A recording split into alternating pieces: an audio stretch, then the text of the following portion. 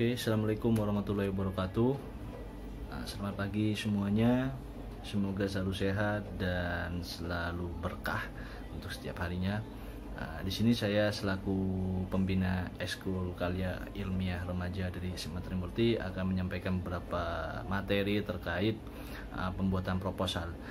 Jadi di sini saya akan mempresentasikan bagaimana kita untuk membuat proposal yang baik. Untuk proposal sendiri itu sebenarnya saat kita kuliah ya, jadi kita akan pasti ketemu namanya pembuatan proposal ya, apalagi namanya skripsi ya. Kalian setelah SMA pasti akan ketemu dengan namanya skripsi. Skripsi tersebut itu adalah penyusunan yang menggunakan sistem proposal. Kalau misalnya kalian dari SMA sudah sering membuat proposal, maka kalian akan terbiasa dalam menyusun skripsi saat di perkuliahan nanti. Di sini untuk proposal sendiri itu ada beberapa tahapan, di mana nanti untuk tahapannya sendiri itu harus sesuai dengan aturan yang berlaku. Setiap proposal itu pasti memiliki cara tertentu untuk penyusunannya. Di sini saya akan memberikan tips dan trik untuk pembuatan proposal. Untuk kali ini saya hanya memberikan materi tentang pembuatan proposal LKTI, jadi proposal lomba karya tulis ilmiah.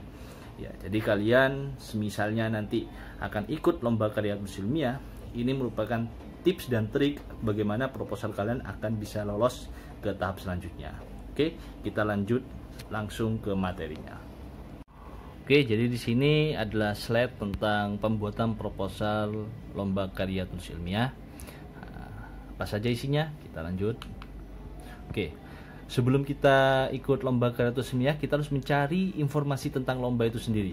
Pasti setiap lomba pasti memiliki informasi yang beragam, tetapi saya yakini ada beberapa poin yang pasti sama. Ya, pasti sama antara lomba yang satu dengan yang lainnya, karena udah kesepakatan dari lomba karya tulis ilmiah sendiri. Yang pertama ya, untuk kita agar bagus atau maksimal dalam menentukan suatu lomba karya tulis ilmiah, maka kita yang pertama adalah menyesuaikan temanya terlebih dahulu. Jadi setiap lomba itu pasti memiliki tema tertentu. Tema tersebut biasanya disesuaikan dengan penyelenggara. Jadi misalnya di sini teknologi, ya. Jadi kalau misalnya ini teknologi, maka biasanya yang menyelenggarakan adalah Fakultas Teknik atau bagian engineering. Jadi di situ dia biasanya menggunakan tema teknologi. Ada dua, yang nomor 2 di sini ada lingkungan, sosial, dan yang keempat olahraga dan lain-lain. Jadi di situ jangan sampai kita salah kamar. Misalnya kita mengikuti tema lingkungan, ternyata kita membuat proposal kita tentang ekonomi. Itu pasti 100% proposal kalian tidak akan diterima. Ya, tidak akan diterima karena tidak sesuai dengan tema yang dianjurkan. Jadi ini penting, kenapa kok tema itu harus sesuai dengan aturan yang telah diberikan oleh panitia lomba. Yang kedua di sini adalah, ini yang paling penting, yaitu adalah kesesuaian tata penulisan. Oke, jadi kalau kita lihat dalam penulisan proposal, pasti penulisannya itu memiliki bagian-bagian yang hampir sama, tapi ada beberapa bagian yang berbeda.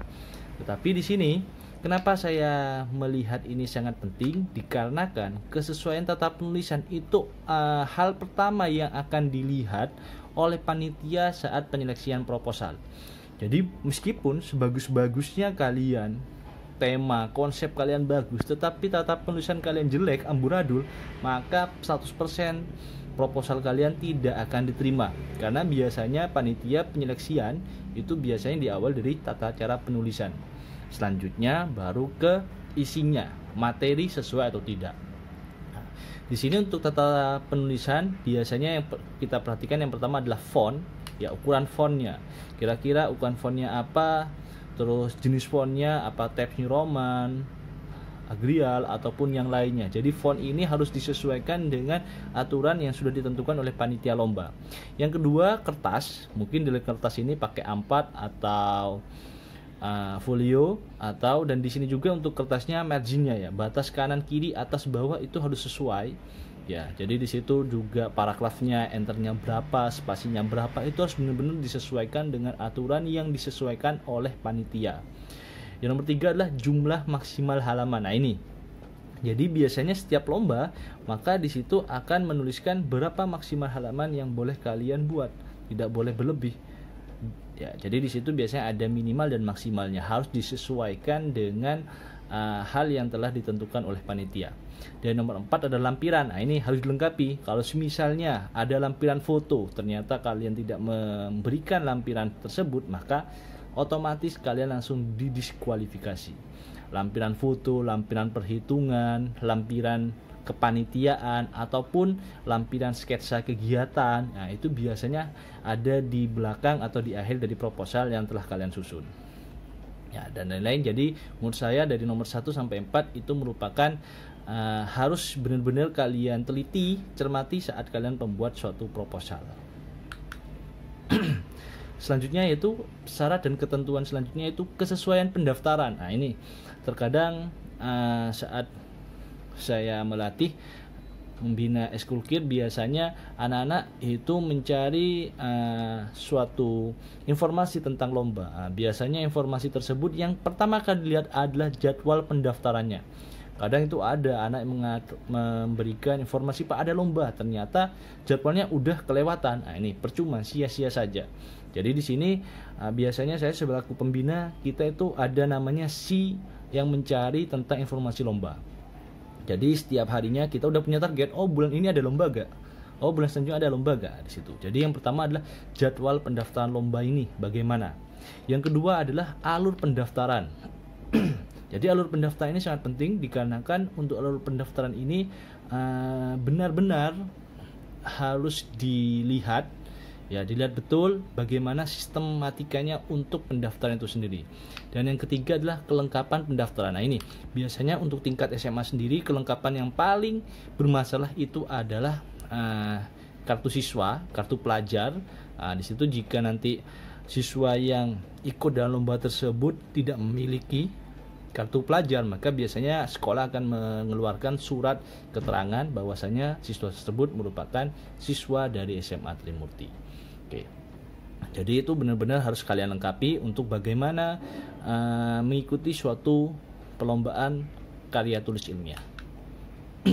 Oke, untuk kali ini, untuk video kali ini saya hanya membagikan informasi terkait 3 hal, yaitu halaman awal, latar belakang, dan kajian teori.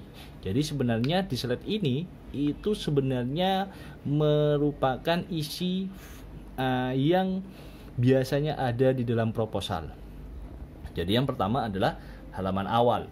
Halaman awal ini biasanya yang saya tekankan adalah halaman pengesahan. Jadi jangan sampai salah terkait skema halaman pengesahan. Biasanya juga halaman plagiasi juga ada di depan. Abstrak. Nah, di situ ada abstrak. Abstrak itu biasanya adalah ringkasan materi. Jadi biasanya orang baca proposal kita akan melihat awalnya dulu. Oh, abstraknya kok tertarik, maka dia akan melanjutkan ke halaman selanjutnya. Jadi halaman awal menentukan bagaimana proposal tersebut akan lolos atau tidak, biasanya seperti itu. Nah, di sini yang selanjutnya adalah latar belakang. Nah, untuk latar belakang sendiri di sini ada beberapa hal yang perlu kalian tekankan. Latar belakang itu adalah apa? Latar belakang itu adalah masalah. Jadi kalian membuat suatu proposal itu biasanya berlandasan dengan masalah. Jangan seolah-olah membuat masalah, tetapi harus benar-benar itu ada masalah tersebut. Sehingga latar belakang biasanya ada masalah dan ada solusi yang kalian ajukan. Nah, itu disebut dengan latar belakang. Jadi di situ ada suatu permasalahan dan kalian memberikan solusinya. Biasanya untuk latar belakang sendiri itu minimal lah 1 halaman atau sampai 3 halaman lah. Jadi di situ benar-benar akan kelihatan, oh proposal ini akan membahas tentang apa, permasalahan apa yang akan diangkat, itu berasal dari latar belakang. Oh solusinya seperti apa, itu berasal dari latar belakang. Jadi biasanya latar belakang juga yang menentukan judul. Jadi awal mula judul suatu penelitian akan terlihat di bagian proposal, biasanya akan terlihat di latar belakang. Nyambung nggak judul dengan latar belakang, itu seperti itu ya.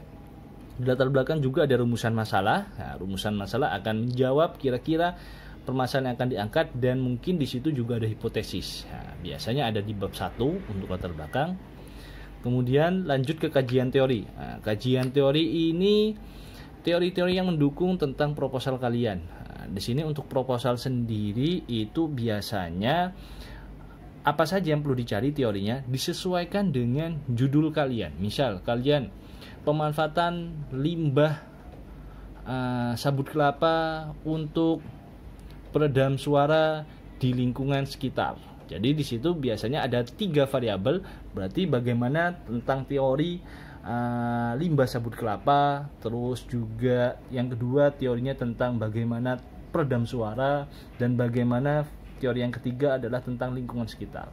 Jadi di situ kajian teori pasti ada hubungannya dengan judul. Jadi saling beruntun antara latar belakang dengan kajian teori. Seperti itu. Mungkin sekian dari saya. Ya, sekian dari saya tentang informasi terkait pembuatan proposal dalam mengikuti lomba karya tulis ilmiah. Semoga bermanfaat, dan mungkin ini kita akan berlanjut materinya karena saya cuma menjelaskan bagian awal saja, yaitu terkait latar belakang, terus teori, ya, dan beberapa trik dalam meloloskan proposal yang telah kalian susun. Jadi untuk selanjutnya, bab selanjutnya akan dilanjutkan di season berikutnya. Oke, semoga bermanfaat. Mohon maaf jika ada salah kata, ada kritik saran, silakan diketik dalam kolom komentar. Assalamualaikum warahmatullahi wabarakatuh.